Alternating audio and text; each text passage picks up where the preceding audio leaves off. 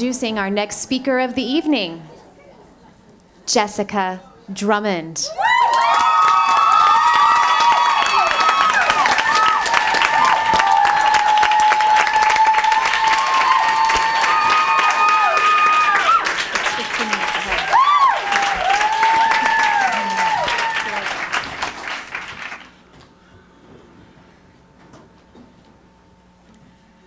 How did you learn about puberty?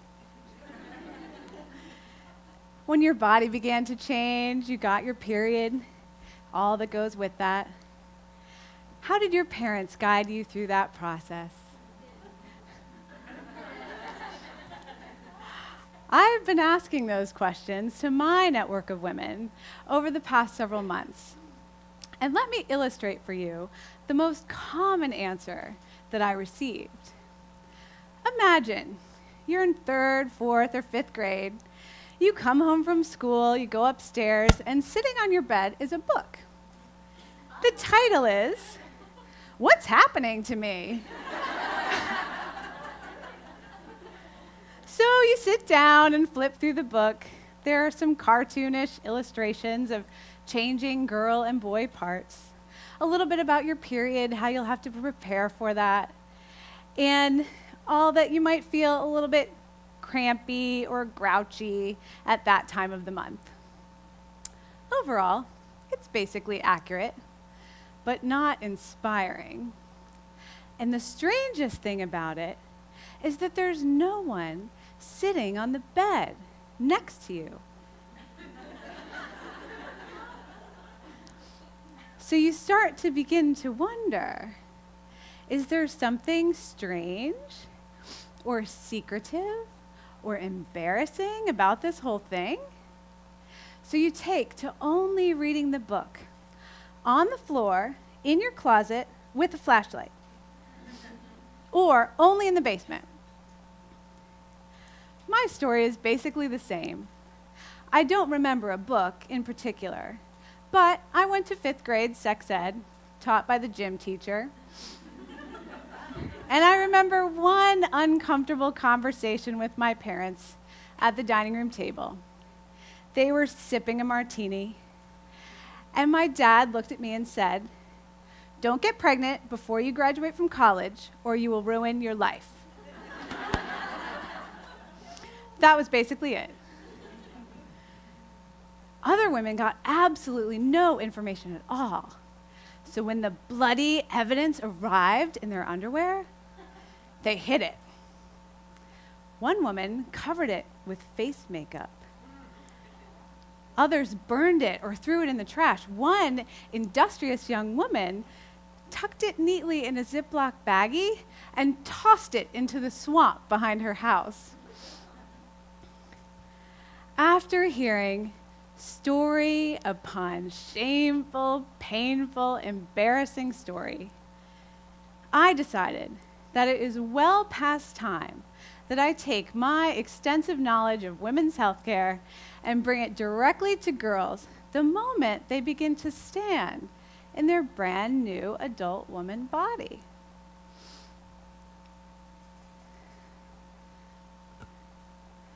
Years ago, I was charged with writing a textbook chapter on female adolescent health for a physical therapy textbook.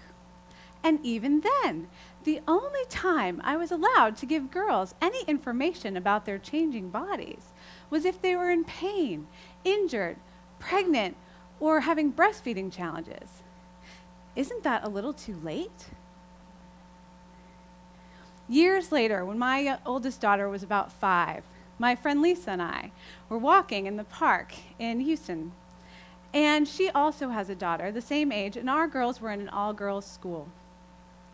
And I was talking with her about my practice and how it was evolving as I was learning some new integrative skills, very simple and effective things like nutrition, mindfulness, meditation, and the effective power of a good night's sleep.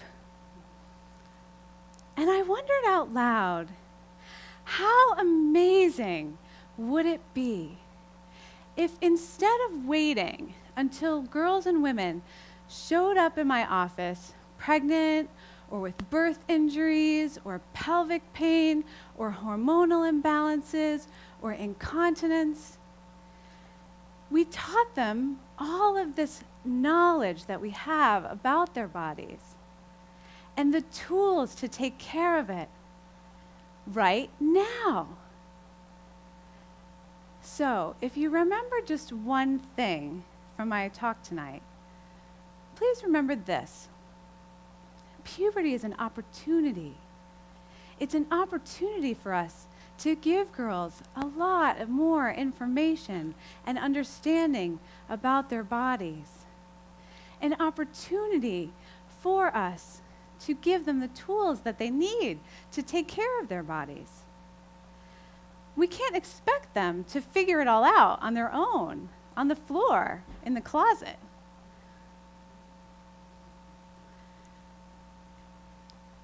So, what exactly is our job? First of all, whether or not you have daughters of your own, you are our girls' first examples. Do you love your body or criticize it? Do you receive compliments or push them away with excuses?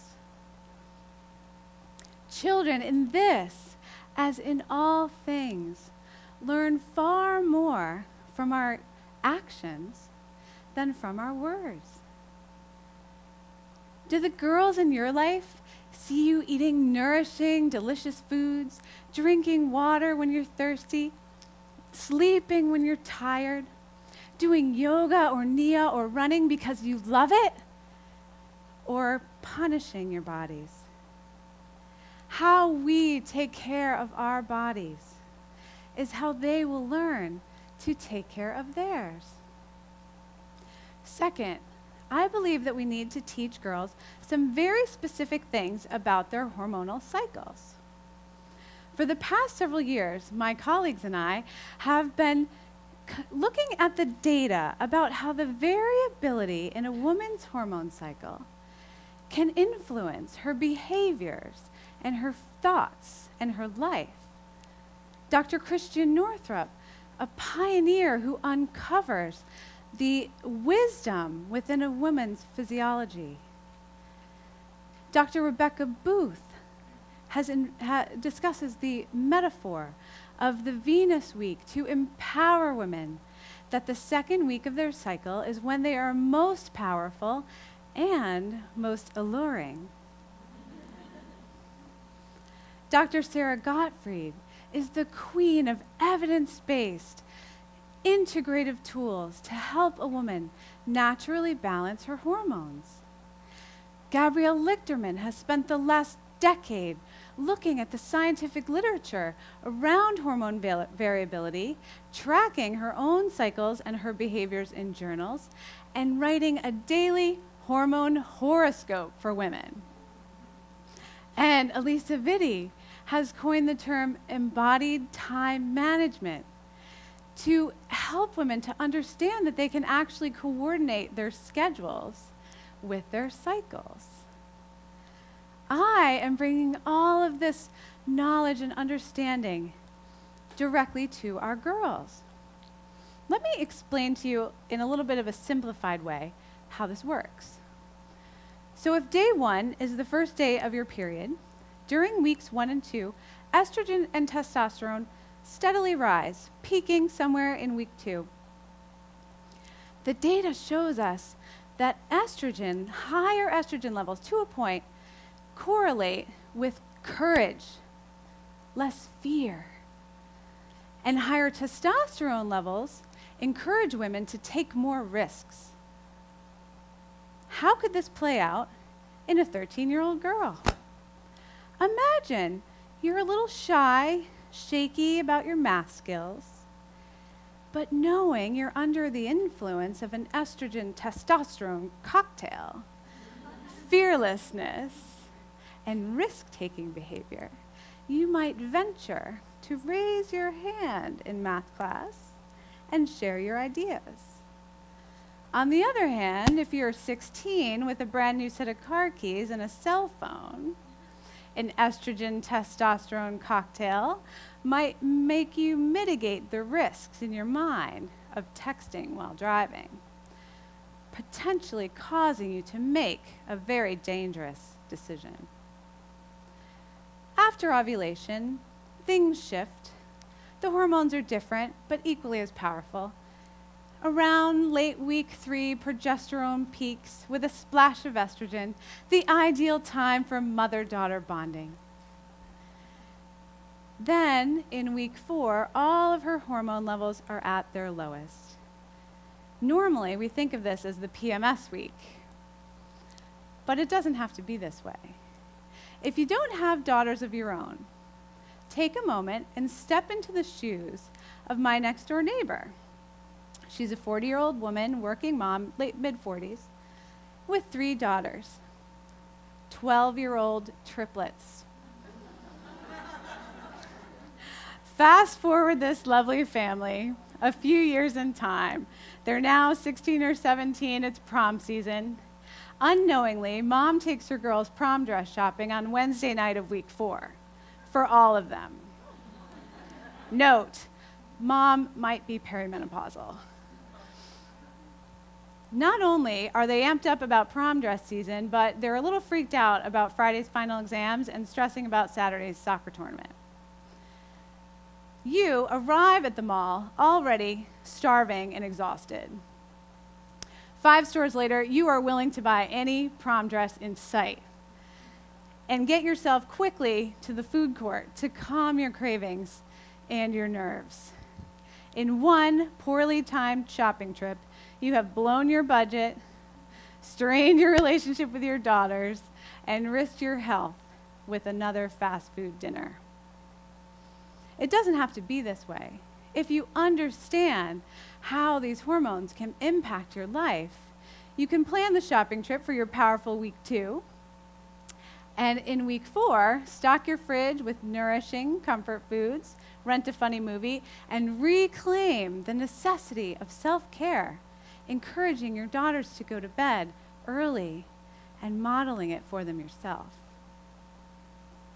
Finally, I spent many years in physical therapy and pelvic floor rehab and treated women with a lot of injuries, birth injuries, pelvic floor injuries and surgeries, incontinence, pelvic pain, and was really surprised to learn that women, even in their 40s and older, had very little knowledge of the anatomy of their feminine genitals. They knew they had private parts down there, but that was about it. And these were women who had had children. Physical therapists are lucky. We spend years studying anatomy and mechanics of the entire human body in the cadaver lab, in books. So we develop a kind of an X-ray vision. So when I look at your knee, I don't see just the fleshy outside.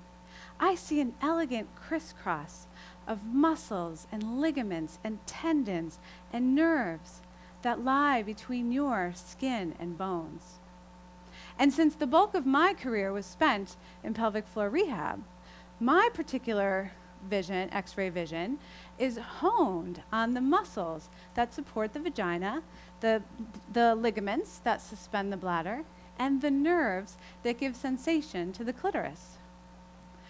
I see my body as an elegantly, amazingly designed creation, designed by God. I feel at home in my body. Sadly, most girls do not feel this way. We know from Jean Kilbourne's documentary, Killing Us Softly, that girls every day see advertisements depicting parts of women's bodies as beer bottles or cars or other objects. And girls who objectify their own bodies are much more prone to depression, feelings of shame, and early, risky sexual relationships.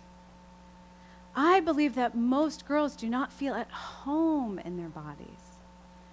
They view them as a collection of parts for others to use, view, and critique.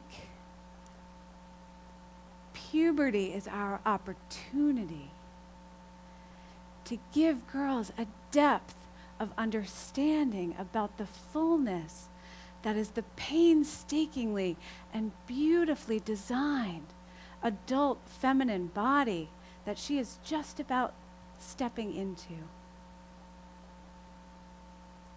Do the work to love your body.